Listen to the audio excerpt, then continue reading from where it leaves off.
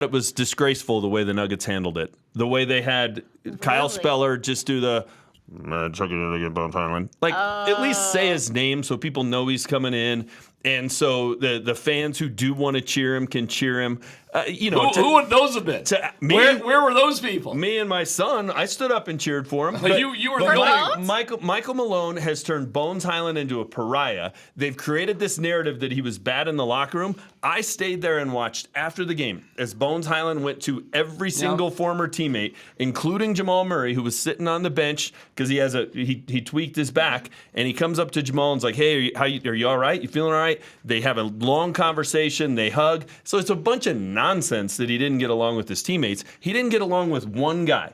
He didn't get along with Teflon Mike, and that guy has created a narrative where one of the most popular players last year is now this guy that's getting booed, and the fact that the organization handled it like that was petty and disgraceful. Before the game, real quick, Calvin Booth spoke, and I asked him about, why did you have to trade Bones?